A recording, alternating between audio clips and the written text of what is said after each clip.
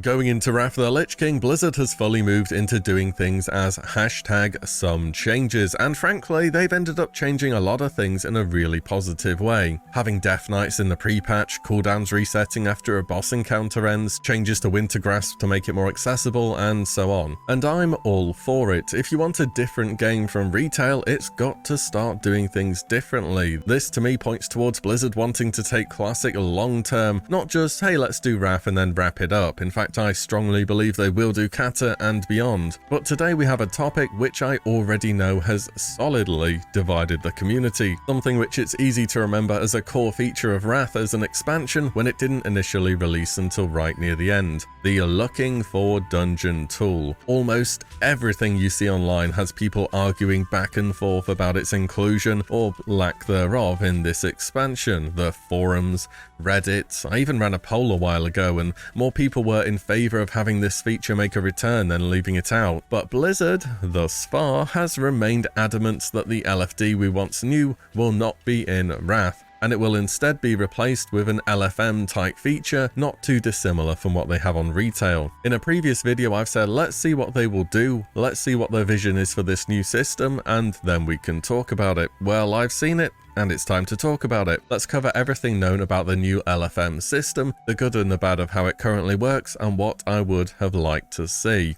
Before we continue, a quick word from today's sponsor, Dragon Raja. Dragon Raja is a free-to-play MMORPG available on mobile and PC. Developed with Unreal Engine 4, Dragon Raja is an industry-leading title that combines the ease of access of mobile games with the graphics you can find on PC all in your pocket. Featuring a wide open world, an innovative and diverse career system, and tons of customization options, Dragon Raja truly has something which will fit every type of player. This latest month's update in Dragon Raja is the Rainbow Route, an easy way for players trying the game to have access to some rich rewards. Dragon Raja currently features 11 different classes, from spellcasters to ninjas, warriors, and more. You can also team up with others and take on PvE encounters or PvP. The career system goes well beyond what MMORPGs usually have. Not only do you have your standard ones like chef, but also bartender, or artist, or even a blogger. Dragon Raja has a huge open world to discover with endless possibilities. Jump through the world with parkour or soar above others by gliding. You can also use these codes for free in-game rewards. These will be below in the description as well as the pinned comment. You can download Dragon Raja right now on the following link and start your next adventure. Many thanks to Dragon Raja for the sponsor today.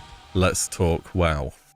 We should start with a quick reminder of what the true to last patch dungeon finder resembled from original Wrath. It's really simple, in fact. There are bonuses in the form of badges for random or daily dungeons. You pick your role, pick whether you want any random or specific dungeon from normal or heroic, press Q, and that is it. As a tank you wait roughly 2 seconds, a DPS about 20 minutes, and healers somewhere in between. Q pops, you press accept, you get teleported to the dungeon, and you begin. It would also search cross-server to greatly improve queue times. And then at the end of the dungeon or upon leaving, you're teleported back to where you were originally. It really was, you push a button and you get teleported to a dungeon. Here is our new version. Let's start with the good stuff. Straight away, there's more to this than just being a dungeon finder. This tool covers all group-based activities from dungeons, raids, open world PvP, and Goldshire stuff. Each tab gives good options on all available content, including old world content such as open world PvP objectives or vanilla raids, if you ever wanted to do those for some reason. Now, in order to post in the LFG channel, players will have to be listed on the group finder somewhere, which should significantly cut out the amount of spam that will be seen. The create listing part of the tool is fine to me. It gives enough options, and there's a text box where you can add extra bits on. It does its job. There's also good reporting options available on the UI, so you can get rid of any want to sell spam fairly easily. Side note, I'm assuming this tool becomes available at level 10 or 15, I forget exactly what it was originally, but if it's for all content it will be available at a low level, I'm quite sure about that. On retail they had to add a bunch of restrictions as to who can post in the LFM to stop people selling services. Then again, if you do need to be at least levels 10 or 15, that's an investment that has to be undertaken, and it's not like we have trial accounts in Classic either, well, at the moment at least.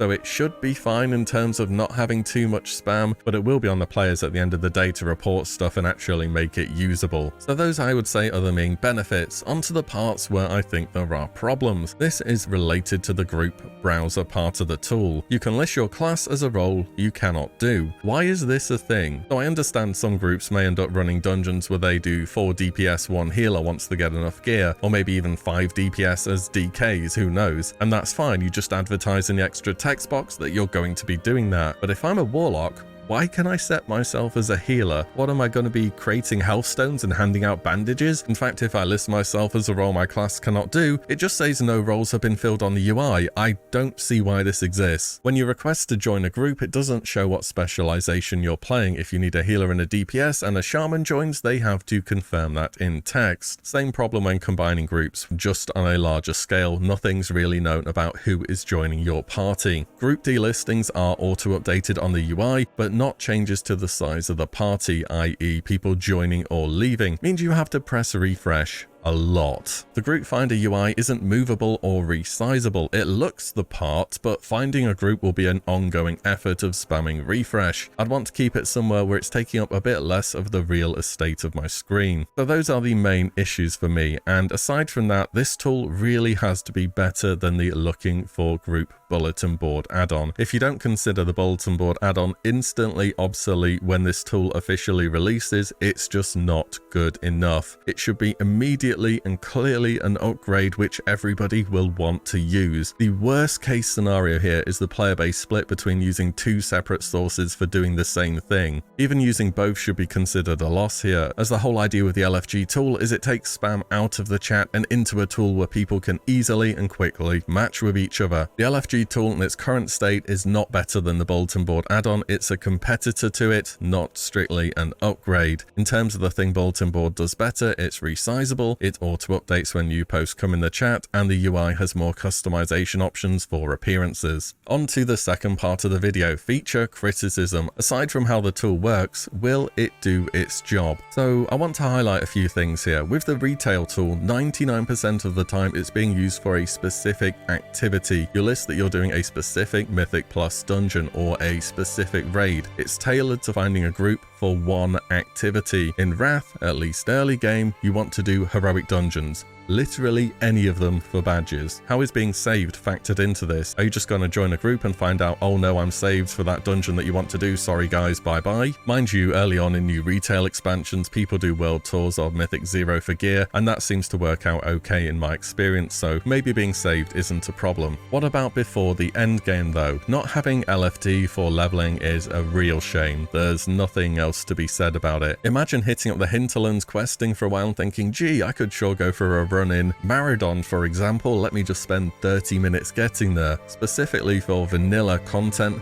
the world is huge.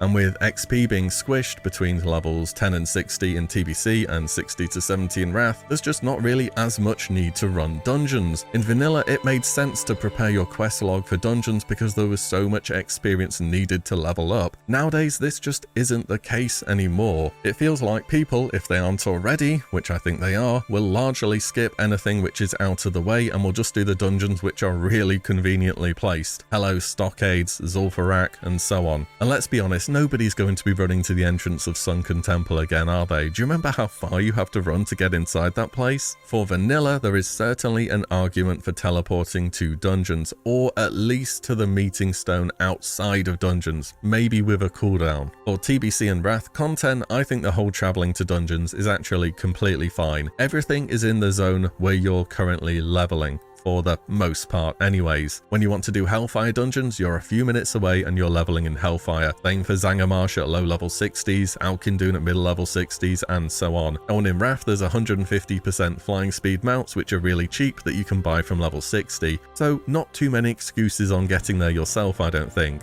Same goes for Wrath, the dungeons are in the zone that's already appropriate for your level. And for level cap and endgame stuff, again, flying mounts, it's just not really too far. Sure, the queue system is better and more convenient, but I just don't think it's a big deal. I think the whole keeping stuff same server is also worth trying. It may not pan out long term, but let's try something different. Let's give it a go. Honestly, I don't think people play into community nearly as much as they used to, like not even remotely close. But repeat groups with people can happen, and it less frequently leads to toxic behavior. And if it does, hey, that person goes straight on the ignore list and you know you're never going to see them again. As for actually having to list yourself to find a dungeon, this is the bit that I don't like and I think misses the mark across the entire system. I'd be down for automatic grouping if it's same server for all areas of content, as in you list yourself for what you want to do. When the game finds 4 other people with a similar interest, you get a party assembled ready check, everybody presses yes, your group is assembled, and then you will make your way to the dungeon. Chances are you may even run multiple dungeons with these people. For vanilla content, I just don't believe dungeons will be run often due to how leveling is structured and spread out. I would be fine in this instance being teleported to the dungeon or at least the meeting stone. For TBC and beyond, I think the run wherever you are in the world is short enough to dungeons to be okay. There is the case where you're in Stormwind or Orgrimmar and you want to go to a dungeon in Northrend. Then again, Hearthstones are only on a 30-minute cooldown now, and if it's not up, there should be 2 other people that can go to the meeting stone. So my ideal LFG does still involve automation to assemble a group. You keep it same server, you teleport to dungeon or meeting stone for vanilla content, you run to the dungeon for TBC and Wrath content. It keeps the whole social same server thing that Blizzard want to do going. Interactions through the LFG tool are very sparse. Often it's just going to be the leader sorting through the 452 DPS applications they've received to see which mage has the highest item level. Auto grouping is really beneficial for casual players who want to do some chill dungeons. Wrath is by far the most casual friendly World of Warcraft has been in the classic timeline so far, and it stops the inevitable, this will happen by the way, XYZ item is reserved, no clothies because the leader's a warlock, and so on and so forth meta. And it also doesn't stop people from being able to form groups within their own social circles or guilds if that's what they prefer. I think this is a win-win. Not only is it better than what the LFG is currently in Classic, it's better than what we had in Wrath as well. This would overhaul the whole system though, so I don't expect it to happen. But at least I also included some feedback for how the current tool works as well. Hopefully that can be looked at before we launch late September. That's about everything for today though. It's quite a divisive topic, so we'll see how this goes. I'm expecting a lot of comments on this one. Do let me know your thoughts though. Any feedback I think is a positive thing. As always guys, thank you all so much for watching and listening in, and I'll see you all in the next one very soon.